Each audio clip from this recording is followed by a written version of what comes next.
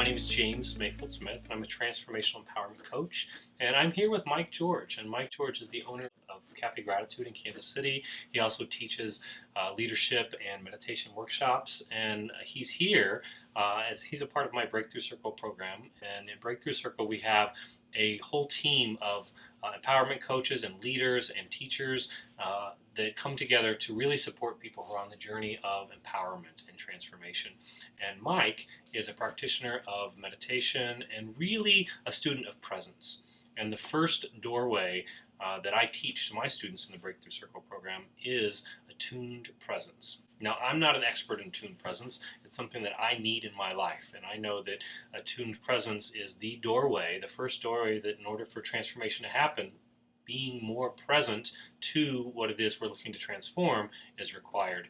Mike happens to know a little bit about presence, and specifically presence coupled with transformation. Thank you, Mike, for coming to bless us. Thank you very much, James, for that amazing introduction. Like James said, my name is Mike George. I own Cafe Gratitude. And prior to Cafe Gratitude in Kansas City, and prior to owning Cafe Gratitude, I was an engineer at a local tech company. And I think that kind of typifies my approach to transformation and presence, is that I am enamored with the possibility of what is possible for a human being in our expression, what's underneath the surface, seeing amazing people and what they can create in their lives, particularly people that transformed into something great. Like, how does that work? How is that possible? And I love that phenomenon, and my engineering side of me loves to figure out how that works. And so I tend to, that's why my interest in meditation and transformation is specifically from, well, how does that work, and how can people have access to that? So that's what I hope to share today, whatever bits of wisdom I may have around that. And I just really like to thank you, James, for this opportunity. And Very welcome. You're very welcome. I'm really glad to have you here. We kind of went back and forth on the title. The title of this is Your Presence as an Access to Transformation. Mm-hmm. And so essentially what I want to do is I really want to just break down that one sentence over the course of the next half hour and get access to, okay, well, what is presence? What do we mean by presence? And then what is transformation? And then how is presence related to transformation? How is presence an access or a doorway to transformation? And so how I wanted to start that conversation was, well, what is presence, right? Like, what is this thing that we talk about when we say you need to be more fully present, or you need to be present, or what? Like, well, what is that? To try and begin to get a more direct relationship to what is presence in life, and then what is presence for being a human being. My piece of that is that first story is attuned presence. And so it's about attuning our presence to specific things. The first attunement is how to manage our central nervous system so that we're not in that fight or flight response, mm-hmm. so that we're able to actually bring more of ourselves online for the transformation that we're seeking. And even when I say transformation, a lot of the transformation we're seeking is simply to stop feeding into the blocks and the limiting thinking that is in our life, to actually become more present to the fullness of who we are, and what's actually possible for us in the world. So even though transformation implies a radical change, the radical change may be actually accepting and loving the fullness of who we are. That's often the transformation that we're looking for, is this radical self-love that we're trying to get to. That now allows us to then be able to be a gift more fully in the world. So we just wanted to kind of clarify that. And I think that we say, like, to be more fully ourselves, mm-hmm. to be able to give more of ourselves to life and to the situations of our lives. But like, really, like, what does that mean? Like, what the hell is that? What is more fully ourselves?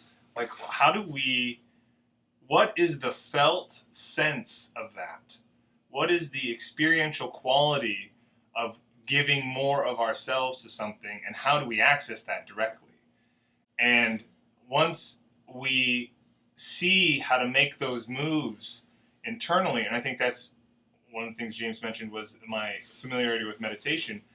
It's really just familiarity with how this thing is functioning, right? This it's just witnessing. Well, how does this thing actually work?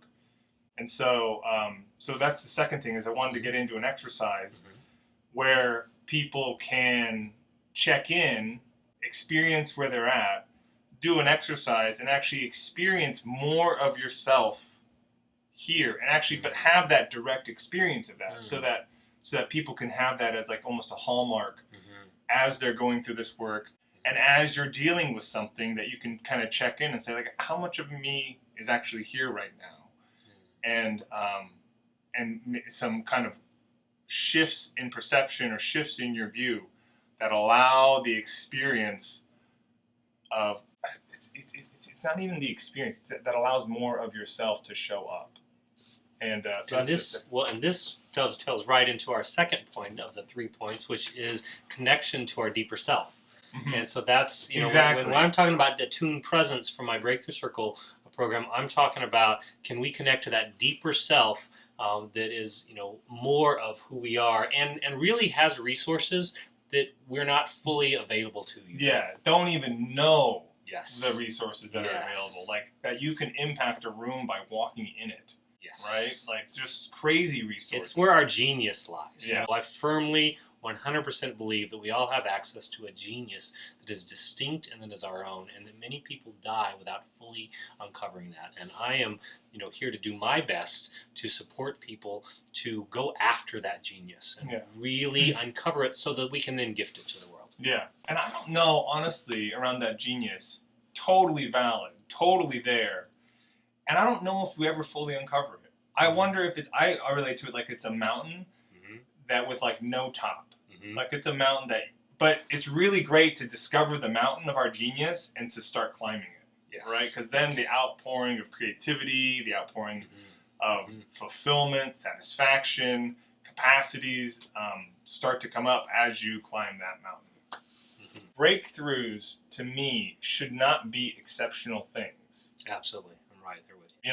That's what Breakthrough Circle program is all about, is that, yes, we can have the every 7-year breakthrough because we get so out of touch with who we are and so out of touch with our gifts, and life shows up and we resist them and resist them and resist them, and then finally we get beaten down so much that we finally surrender, and then open up to something different, and then we have a breakthrough. Right, then you have to have a breakthrough. Yes, that is one way to do a breakthrough.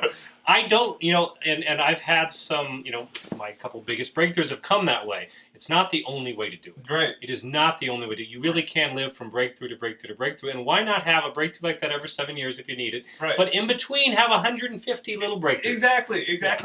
Like you get in touch with that process and your genius can come out over the course of that. And so trying to like point to like, well, what is the condition that doesn't have ourselves be here? Like, what is the condition that our deep selves, as you're saying, is off in all these different realms, right? And what's causing our disassociation is a lot of what I work with is the things that are causing us to not be present to the present moment of what's here, to instead be disassociated. Usually what I find with the clients that I work with is that there are often, a very young part of ourself that either is feeling threat, is not feeling safe, or that is like seeking love and not feeling love, right, or is not feeling worthy in the world, right, and is trying to prove our worth. And all of these things take us out of the gift that we are and puts us into this seeking mode, right, that shows up looking less than present, right, with the person we're with. Right. And so to kind of like, so exactly that. And if you look at the quality of experience when you're operating in those young conversations, say, that there is this experiential quality of disconnection. However light, it's like you're operating inside, it's like some tape recorder is playing and you're playing that out. Right? Part of us is living in the past. Yeah. There's too much past in the present. Right. There's these elements of us that aren't here. Yes. And I think playing the game of trying to get us all the way here is not a game worth playing. Really? Like, yeah, no. I want to hear about this. Yeah. Well, because it presupposes that you have some notion of what fully present is. I don't think that's the right way to look at presence. It's like, oh, I need to bring more of myself here. It's like, or I need to be like fully here.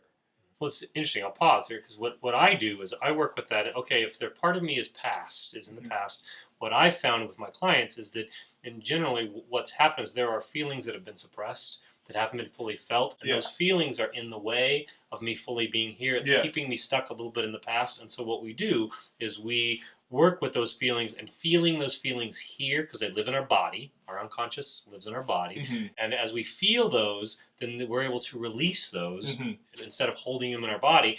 And then this remarkable thing happens is this opening happens. Yes. And that opening creates an ability to be more present in the present moment. Right. So a lot of my work has to do with helping people to feel the unconscious feelings that are still here inside of them, but they don't even know. They don't have any they don't know how to access them. Right. And there are tools that we can use to help access them. Totally. And all totally valid and right on. And I don't think the end game can be you're fully present. Okay. And the reason why is because then it's like you've reached the top of the mountain. And so many times people, like I'm present, I'm done, I'm here, boom. And then the next childhood thing comes up or the next social conditioning comes up. And then you get knocked off the rock. It's like, well, what's going on? Like, what happened? I thought I dealt with this stuff. And so it's like the well of presence, the well of ourself, of our being is so vast that we're bringing more of it online. And with that, more capacities and more ability to make a difference in the world or in our own lives and the lives of other people. But playing the game called fully present, I don't think works. Well, that's interesting. So what if presence is actually some infinite capacity? Yes. That we actually, maybe we'll never fully tap into, but if it's infinite and it's there and we can draw upon it, wow, how much more exciting is that? Exactly. The quality of life is demonstrably better the more and more and more you bring in. And to get that it is the pathway or the journey of that, the actual act of that, rather than an end game to get to. Got it. Right? Okay. And I think that's one of those points that allows people to have a little compassion for themselves as they're moving through the process and to celebrate the victories that when they do make those, when you do actually kind of claim your ground. Yes. You did that, you took those steps. One of the doorways that we use is transformational community. And the idea that our initial understanding of who we are came from a relational matrix, with our mother or with our caregiver. And that actually continues. We can, in some ways, yes, it does. I know who I am because of the social mirror of how Mike is reflecting me, experiencing me, and how I'm experiencing Mike experiencing me. That gives me that social mirror that allows me to understand myself more fully. Yeah. And so, related to that, when I am in an experience with someone who is acknowledging my presence and how I'm tapping into that infinite capacity for presence more fully than maybe I often do, I move along the continuum from not fully present in the moment to very fully present. And when I'm with a coaching client or like right here with you, I feel myself more present than I sometimes am. Yes. And so when I get that feedback back from somebody else who's experiencing in that way, it helps me to earmark that. Oh yeah, okay, what was I doing? What am I doing right now? It's helping me to more fully tap into that. Yeah, for sure. I love this conversation. So we dive into presence. We dive into getting access to our own experiential quality of it. And then, and even before, because I want to hear that, but you said getting access to our own experiential quality of that, and I think there's work there to know what that feels like. Exactly. Know, and there's somatic tools. Exactly. There's totally what it feels like. But the thing is that we're so familiar with what it feels like. It's ridiculous. It's you.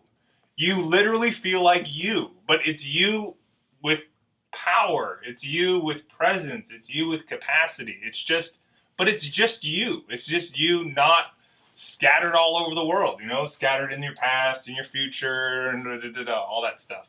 So then the question becomes, okay, here you are, present to you, present to being here, then accessing transformation. Like, okay, how do you extend from that sense of grounded self into the realm of transformation? And so what I mean by transformation here is is to alter an area of your life or alter an area that you're committed to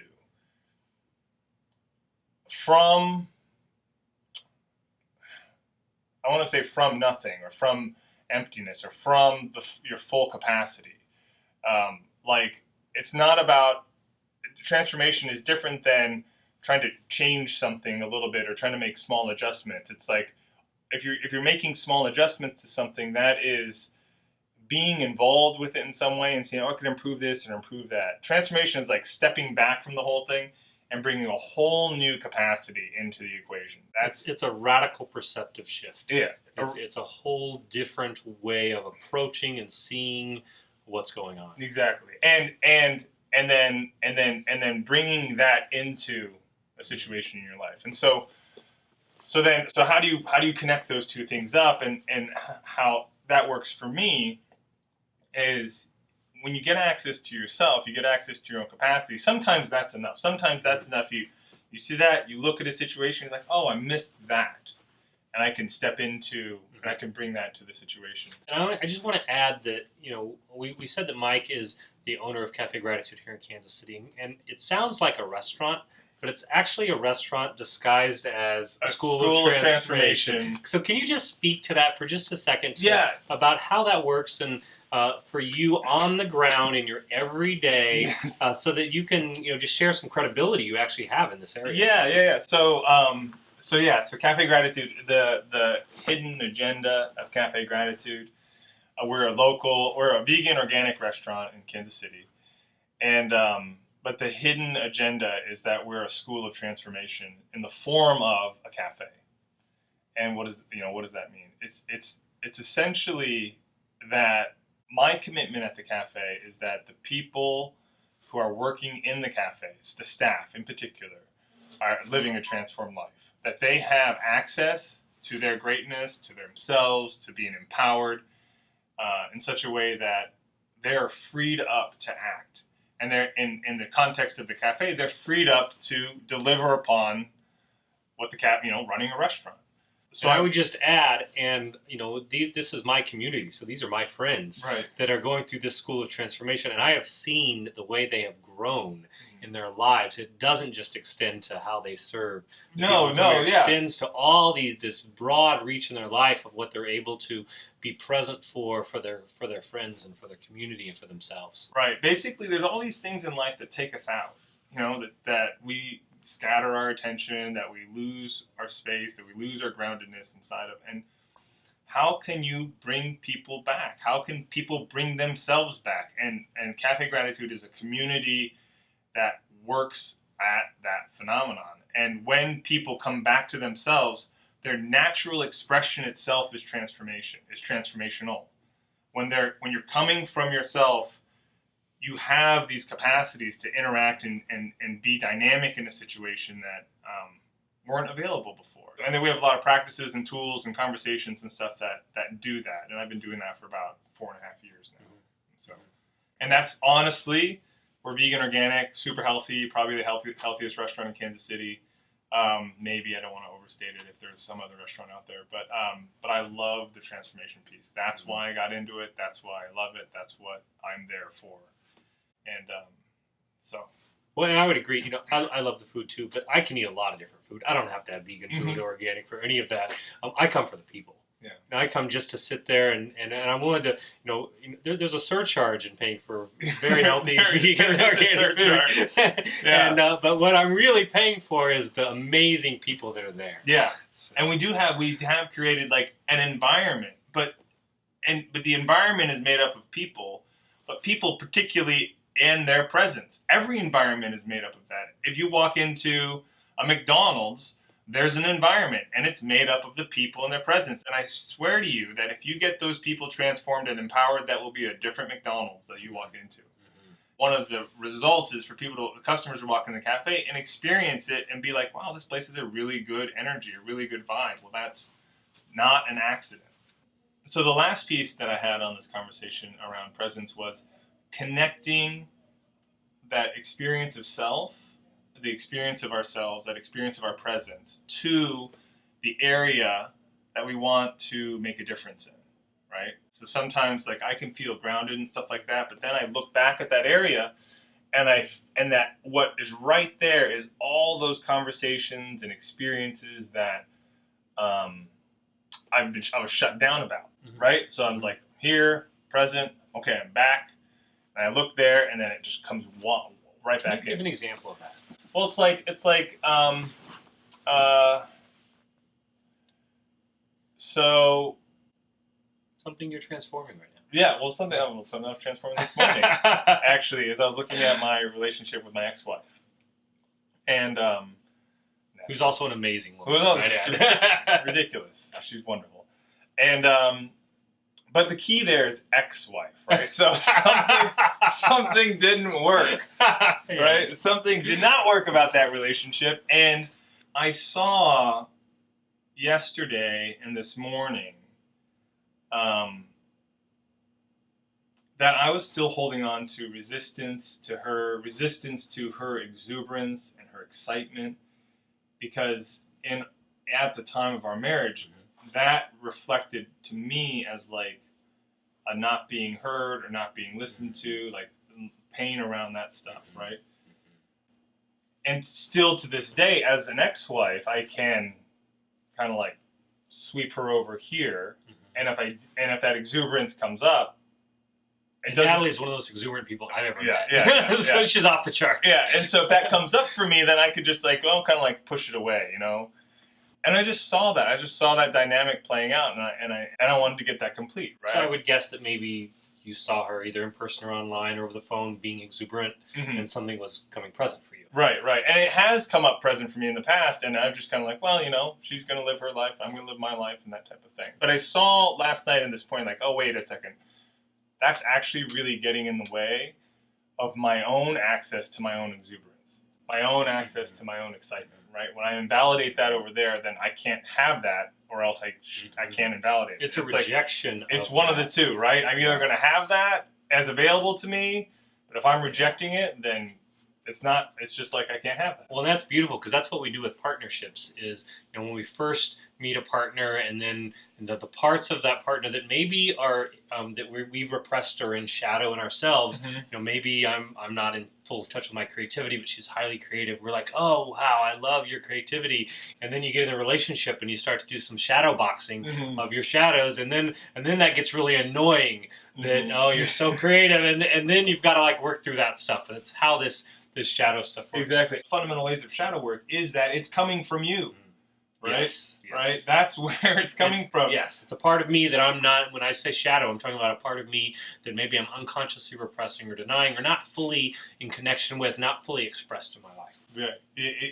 But it is expressed fully in your life, but it's expressed out there as some problem that you got in your life with somebody in their expression. That's how it's expressed, right? I'm glad you mentioned that, because, and you mentioned the word resistance a minute ago, because that's the third part of attuned presence that is a part of the Breakthrough Circle program, which is managing our resistance. Either the resistance that we have to reality, to what is, my resistance to what is, or the resistance to where I am on the path, thinking that, oh, I should be 1 or 2 steps further than I am, and therefore I'm never fully getting honest with where I really am and where I'm really struggling, and so I can never actually start on the path. And it's really important to not invalidate yourself, that you have the resistances that you have, and it's terribly important to not do that, because when you get access to yourself, ownership or responsibility of what's showing up for you, when I start to be responsible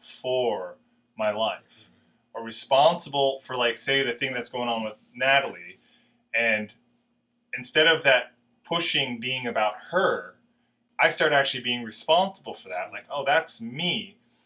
It reconnects, and this is, you kind of got to imagine this, it reconnects myself, that deeper self that we just did the work, we hadn't done the work, but we've just been talking about, to that experience, and that experience can then come back into you, and you actually reclaim the power that's in it, and then you're free. Then you're free to act, because what's happening now? Natalie's acting the way she's acting. Nothing else about it, right? And then I'm free to love. I'm free to poke fun.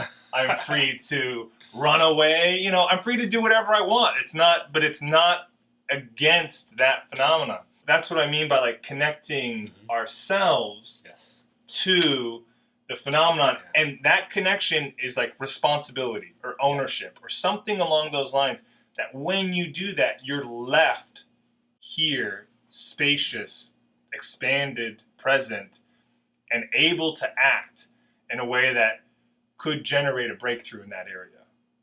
So. Well, and it's interesting because what we tend to do once we get on this path and realize, we tend to think, resistance is bad. Right. We need to not resist, and then we resist our resistance. Right. The actual it's compounding. So you get even further away. But really, what's needed is to accept your resistance. Right. I noticed that I'm resisting right now. Right.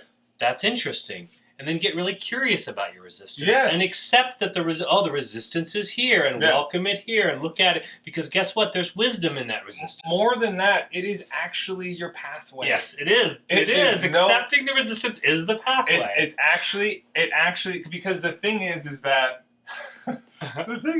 your life isn't, it may or may not be, but if your life's not like on fire in all areas, right? There are areas that aren't working. There are areas that you want to have bigger results or greater breakthroughs inside of that. Well, your access is the resistances in those areas. It is literally the openings that you want. And it's the homing pigeon that tells us, is that right, homing pigeon? That makes metaphors? Yeah, homing something. Homing something. Homing device. Yeah. Pigeon is something else. I think there's a homing pigeon. I think a homing pigeon. Anyway, it's a homing device that allows us to find, this is where to work. Yes. Because this is what's active. The resistance, we can feel the block of the resistance. Yeah. And then we can actually become more present. So it's funny how resistance helps us to actually become more present. Totally. You feel your resistance is something that's happening in your life right now, and you'll pop in right here. One quick point of order in dealing with resistance, because a lot of times the mind or the ego is hooked up for perfection, or resistance is the access point, so I just need to do all this work around resistance, and then all of a sudden I'll be perfect, and then I'll be free of my fear and free of all this stuff, and I can go make the difference that I want. And that's not the access point. The access point comes from your commitment to cause a breakthrough in the area of life that matters to you. You get committed to that. You get invested in that, and then you see the resistances that show up for you, and those resistances are the access point. Yes, and I'm glad you brought that up, because there are a lot of schools of or paths that are very much what I call wound worship, or working the wound. Over and over and over, and working the wound. And if you don't ever get, you could honestly. We can pick the wound our whole life. Right. There's enough wound there to pick it our whole life. Right, because it'll generate new wounds. It will say like, there's my mom dropped a fork when I was 3, and my dad looked at me wrong. I know. I've dealt with all these other traumas, and it kind of gets ridiculous. It can. And it's literally just the woundedness itself. Yes. The conversation called "I'm broken" or "I'm blah blah." Some scarcity, some sort of survival conversation, just expressing itself. And using this resistance conversation to satisfy the reality of itself, which is I'm wounded or I'm broken. And so I'm not knocking, some amount of wound work I think is important. Really, really valuable. In fact, if you totally try to never do it, you're done. You're not going to be able to get any, very far. But there comes a point when if you disconnect, from that and not like just have your whole being in the wound, and instead access that deeper self, that deeper connection, and really get in touch with your healthy self and your healthy place. Yeah. And then let that inform who you are. Let that inform your reality, and like draw your essence from this, this truth that for me, that we're beautiful, amazing, imperfectly perfect people. Yeah. And letting that source our being. Yeah. then Exactly. there's a possibility there Exactly. that you just will never get to if you just stick with the wound. Right.